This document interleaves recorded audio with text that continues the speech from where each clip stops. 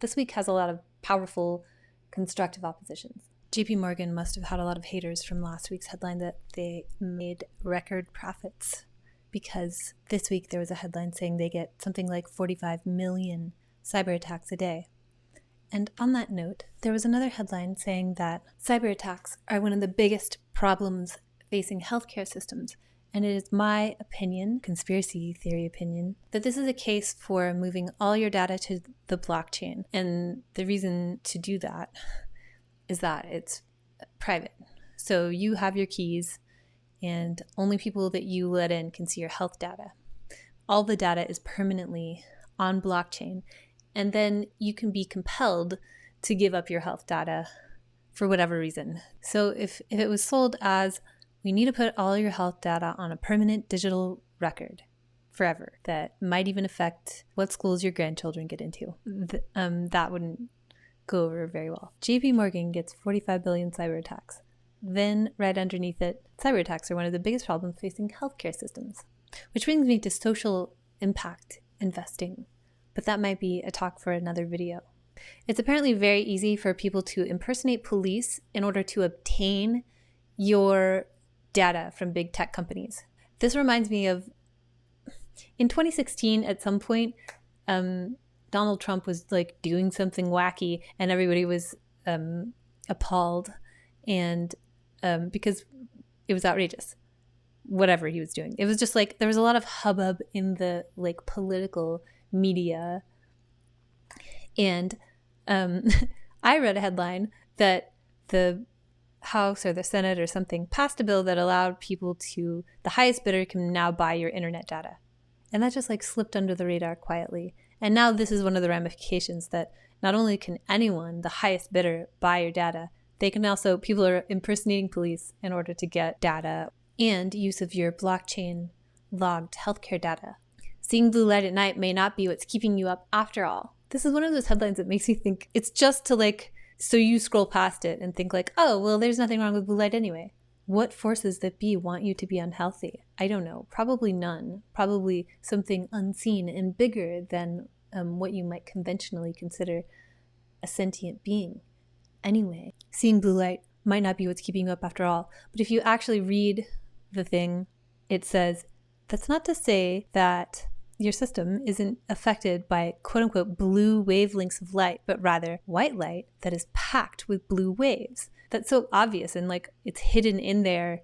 Why is the headline, blue light might not be what's keeping you up after all? And the thing about blue light, any light that's not like firelight, candlelight, anything that has any blue in it, your system was designed to, when you were a hunter-gatherer, after the last bit of sunlight at sunset, after the last viewing of blue sunlight, something happens in your pineal gland, which will begin to initiate production of melatonin 3 hours after your last viewing of blue light. And that makes you drowsy, and that's nice. But it's not as if you can't get any sleep without melatonin. It has this benefit of making you drowsy, but it's also a powerful antioxidant. So when you have normal lights on like a normal person at night, and not like candlelight or red light, anyway, you're robbing yourself of an antioxidant that your body makes. Mobile device ambient light sensors can be used to spy on users. Use of the data from the ambient light sensor is not a part of all the security precautions that have been built into phones now, where they say, you need permission to use a camera, you need permission to use a microphone. There's none of that around the ambient light sensor, and they can get a shocking amount of data from that. In 2023, Google, UC Berkeley, and 23 other robotics labs came together to undertake the RT-X project, a general robotic brain, a single deep neural network capable of piloting many types of robots. So there's that. There was also a headline this week about people trying to create a data model of the entire world. Tower of Babel.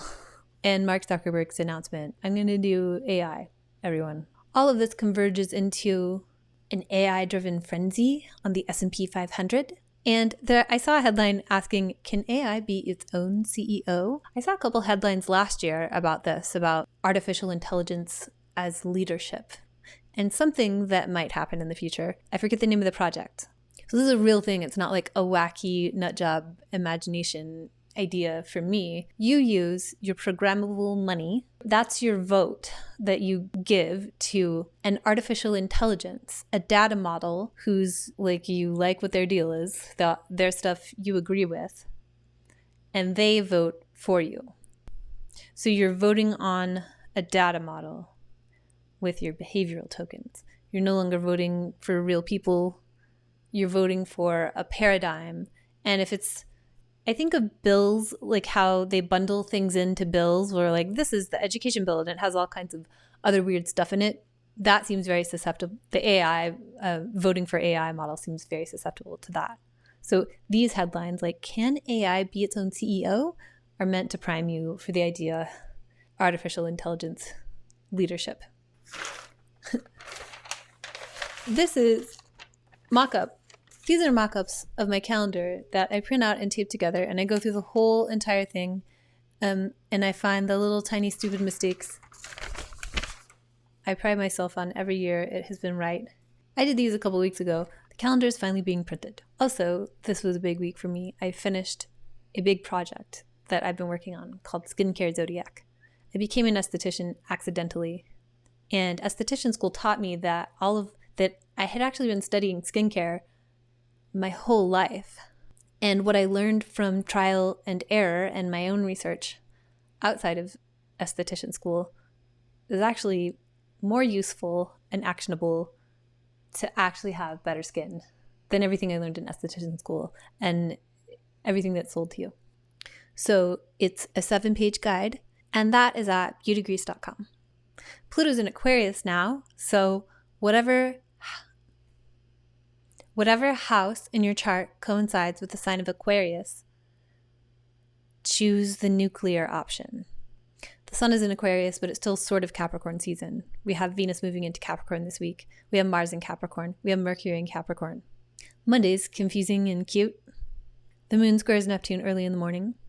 Maybe you sleep in. The moon in Gemini opposes Venus at the very end of Sagittarius, which is cute and fun.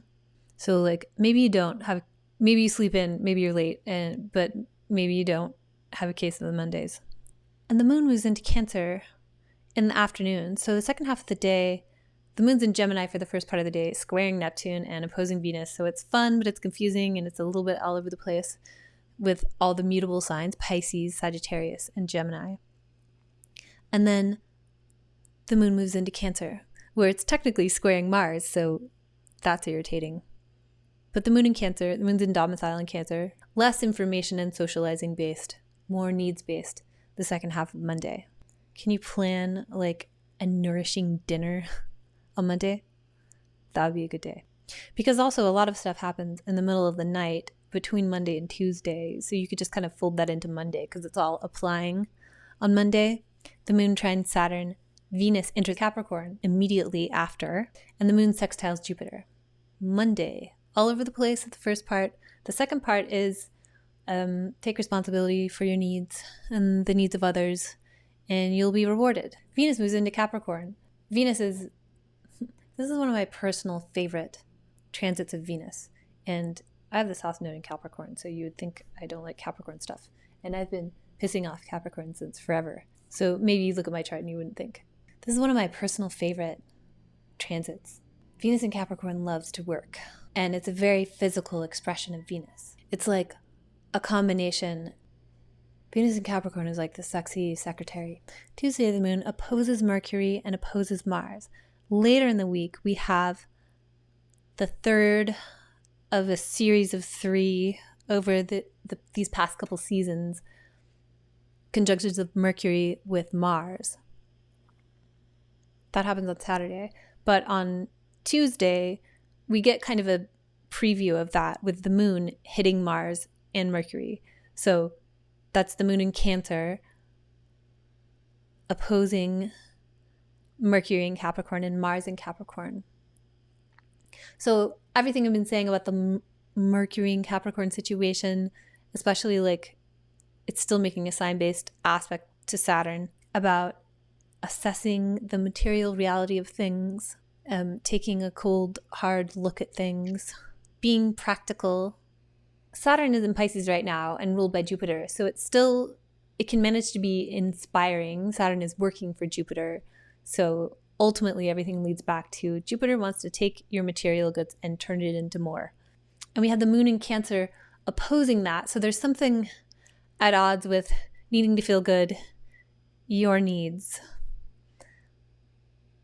development of the close relationships and emotional bonds that make you give a fuck about your needs or your own or other people's needs. There's like a contrast between that and this like cold practical look at the state of things. Mercury in Capricorn is also very good at things like puzzles and architecture and planning. I know someone with Mercury in Capricorn who had a very impressive collection of vintage graph papers. One of them was like isometric graph paper. And the moon opposes Mars in Capricorn on Tuesday also. It's like the best possible opposition of the moon with Mars. We have Mars is exalted. So Mars is cold and calculating in Capricorn. And the ruthlessness and violence of Mars is most beneficially expressed in Capricorn. Mars doesn't have to be all violence. It could be getting things done. The moon in Cancer opposing that, there might be some like bristling at getting the things done, but it's the best possible.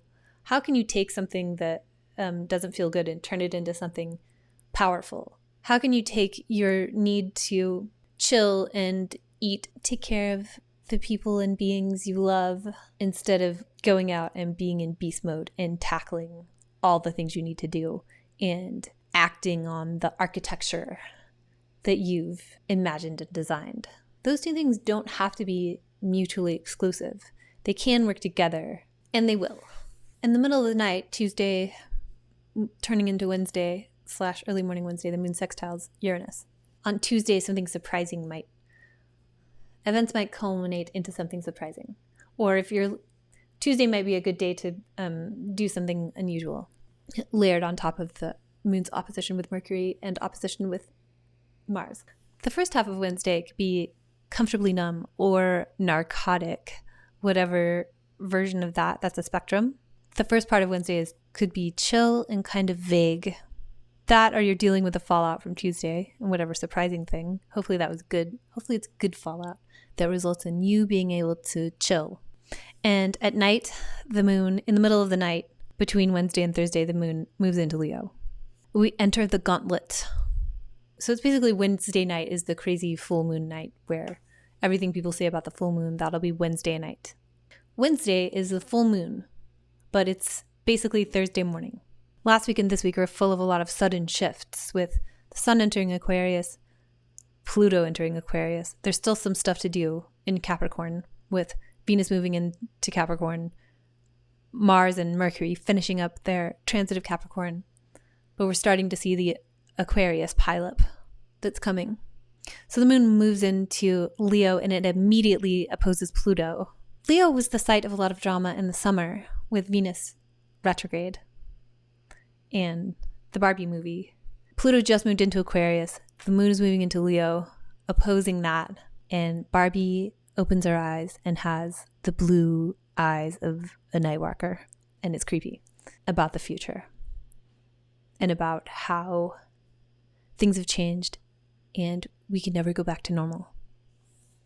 The moon in Leo opposing Pluto, maybe not fun feelings or just like powerful sensations around the new normal. And the full moon in Leo is on Thursday morning. So it's everything happening very quickly. A very fast culmination. The moon moves into Leo and immediately full moon. A full moon in early Leo, especially with Pluto and Aquarius, there's a lot of, it highlights, any full moon in Leo does this, but this one does it in a more futuristic way, and specifically early Leo points to what you present to people is not necessarily always the real you. There's a facade that is built, and people are good at that and not good at that to varying degrees. Sometimes you can have a facade where people get the wrong idea and no one can see you. And there are greetings, I forget where this is, hunter-gatherer cultures, where if they meet each other in the bush, they say, "I see you," and that's a greeting. So whatever's happening in the sign of Leo for you is what can be seen, and this full moon is going to bring attention to that. And sometimes how we handle attention is a major topic of this full moon. And there's who you really are and what others see and feel when they encounter you or your image. They're two different things. They're not always the same thing. So the dark moon in Leo in 2023 was on August 16th. So since mid-August, something has culminated to full brightness. And then on August 4th of 2024, you have the full moon and expending of all that energy you built up, everything that has been prepared. This energy will be expended from this full moon on Thursday morning. And to get some perspective on what this like after the full moon this week, all the way forward in time to August, expending that energy, you can look at something similar that might have happened between the full moon in Leo last year, 2023, February 5th, and the dark moon in Leo, August 2023. Looking back at previous full moons to get an idea of the shape of what's to come is something that my calendar would be good for. Get the calendar. You can also get previous years. They're like $5. On Thursday in the afternoon, the moon squares Jupiter. So the moon in Leo squaring Jupiter in Taurus. It's like the benefits of a difficult process. If you have the tenacity, you could reap the benefits of a difficult process. And anything that feels difficult on Thursday could also feel good. And when Venus was retrograde, it was also squaring Jupiter because Jupiter was still in Taurus back in August. So the things that are like difficult and triumphant around being seen come up again in a new way. And we have the sign of Aquarius, much more heavily implicated than it might have been back this summer. And that might also be surprising because the moon squares Uranus. So maybe another good day to think up outside the box. Another thing happening all week is we have Uranus stationing direct, and we also have the sun's closing square with Jupiter. Both those things happen on Friday night. So Friday is very Aquarius, Taurus, surprising subsonic rumble from Pluto and Aquarius energy. So the suns need to transgress boundaries and explore things that are uncommon and to investigate or experience. To have experiences that are uncommon is a little bit at odds with Jupiter wanting to feel good, but Jupiter rules Saturn right now, so everything comes back to Jupiter anyway. There's just like but you need to be in exile and be stripped of everything and learn how to make do with not with the conventional things that you're used to so that you can create something even better. Or the old rules, we need to eliminate them so we can think of new rules. Right now, our robot overlords are ultimately governed by Jupiter and Taurus still being like, but hey, we need to feel good. We need a cheese board. Put a ham hock in that bowl. When a planet stations, especially the larger outer planets, basically from Jupiter all the way out, they're less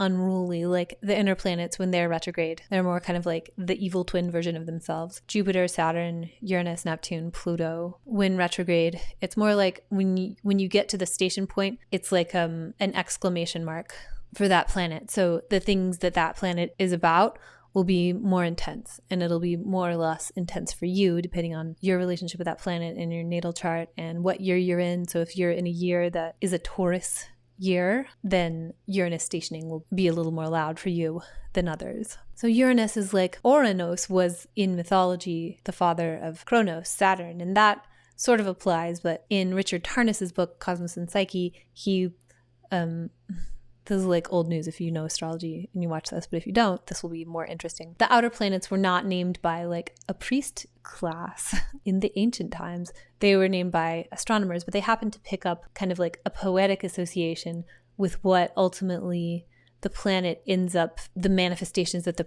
planet ends up bringing, and the way the thing the planet actually signifies in the giant clock that we live in that tells us what time it is and that explains to us the quality of the time.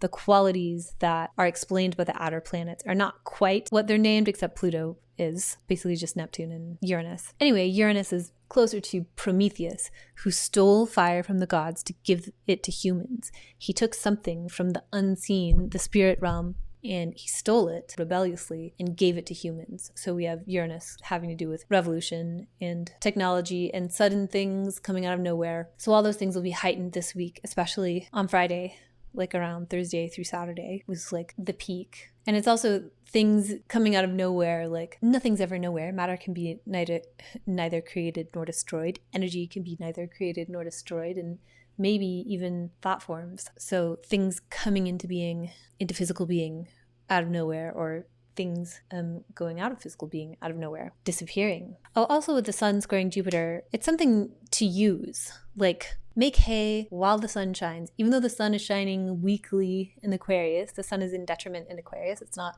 its favorite place, but don't try to accomplish too much. Something, this is like a personal thing. I'm just mostly saying this for myself because I have this tendency, and I don't have the sun square Jupiter. I have other ingredients that create this recipe, but a lot of the times I fall short, or if I'm late, or if I fail, it's because I've taken on way too much. I've bitten off way more than I could chew. And then I end up appearing lazy or like I don't care, but it's actually the opposite, where I care too much and I'm trying to do too much and I run myself into the ground and I don't do anything. The sun squaring Jupiter can have that triumphant optimism of wanting to take stuff on and make hay while the sun shines, and definitely do that. Just be a little bit careful trying to do too much. Also, I would consider this for Friday, but it's technically Saturday morning, so I'm going to make it Saturday. It's early Saturday morning if you live on the West Coast in the United States, and it's later the further around the globe you go. So Saturday it is. Mercury conjoins Mars. This is the third with all of the Mercury retrograde business and Mars traveling through the path of Mercury's retrograde. We have this series of 3 conjunctions with Mars that we sometimes get when this happens. This configuration of Mercury stationing retrograde within the vicinity of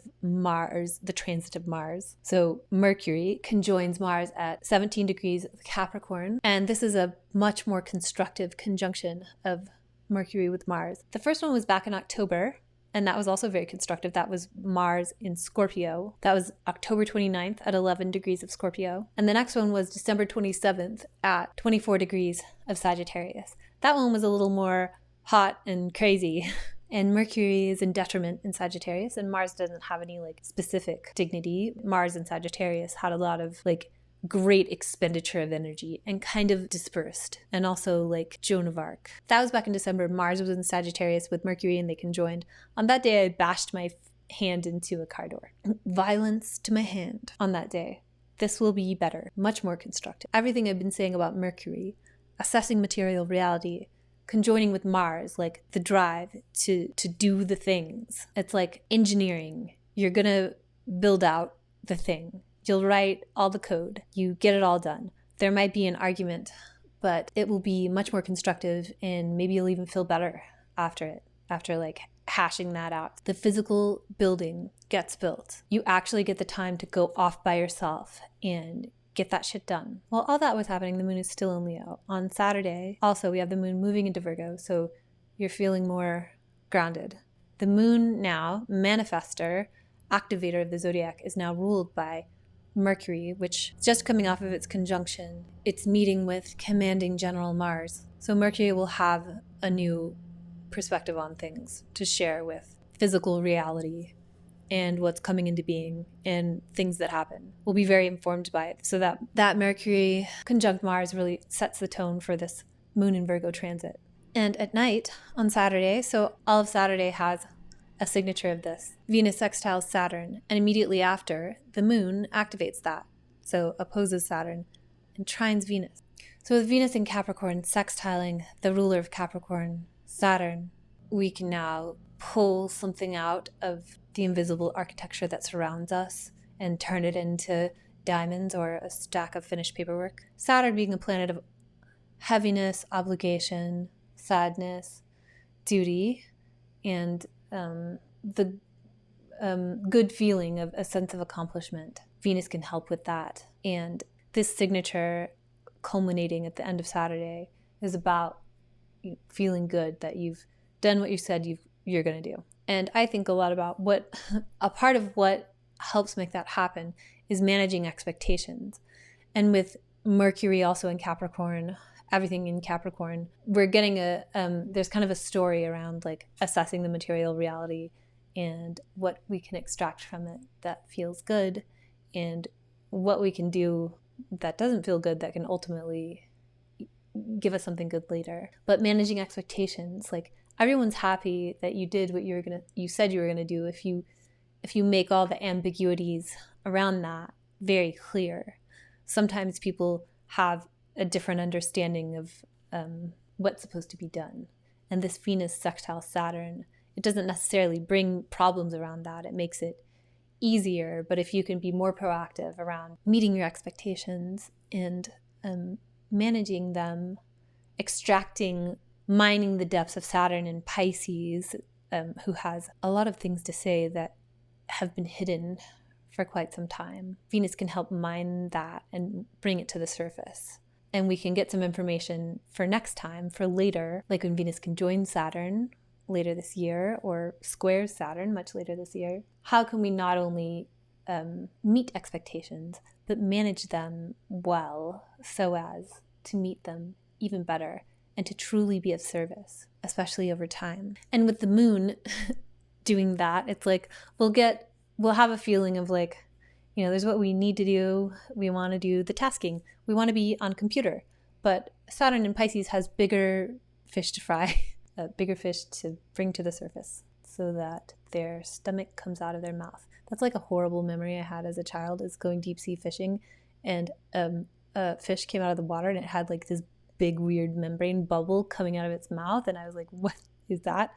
And it was explained to me that it was a fish deep in the sea and it's been pulled up, and the change in pressure caused that to happen. Horrifying. Saturn in Pisces. You might want to just be on computer doing like ticking off things off your like little low value work to-do list, like a cutie pie. And Saturn might need to pull you out from the bottom of the ocean and bring you to the surface to be harvested by greater beings. But all that feels good, because the moon is also trining Venus. So sometimes oppositions can be nice, powerful. This week has a lot of powerful, constructive oppositions. Also on Saturday, the moon ends like in the middle of the night. It ultimately trines Jupiter. So all this works out for the best. Or at least if it doesn't, there's something uplifting and inspiring that can give you some optimism for moving forward. Sunday is more trines. It's trines extravaganza. The moon trines Mercury trines Uranus. So we have this intensification of Uranus this week, and Mercury trines Uranus. Venus trines Jupiter. All very exciting. Mercury-Uranus combinations make you think of there's always a third way. You have a choice between path A or path B. If none of those look desirable, sometimes there's a third way that emerges that you didn't think about. Like everything can always be configured differently. Lateral thinking is Sunday. And Venus trines Jupiter on Sunday. And it's like Venus trining Jupiter in an earth sign. There's something is being brought forth that is material or about bodies. Like that could be sexy in a uplifting G-rated way, maybe, or maybe not. Venus trines Jupiter in the sign that Jupiter is in a sign that Venus rules. So Jupiter is working for Venus. And Venus is working for Saturn, who's working for Jupiter. So love triangle, but in a good way. It's not a grand trine, like Venus is not making a trine aspect to Saturn. Anyway, everything's connected, which is something astrology has to show us. Okay, get the calendar, get CARE ZODIAC, throw all your skincare products in the trash, buy oil and water, eat better, sign up for my emails, and remember, your Wi-Fi is a camera that can see through walls.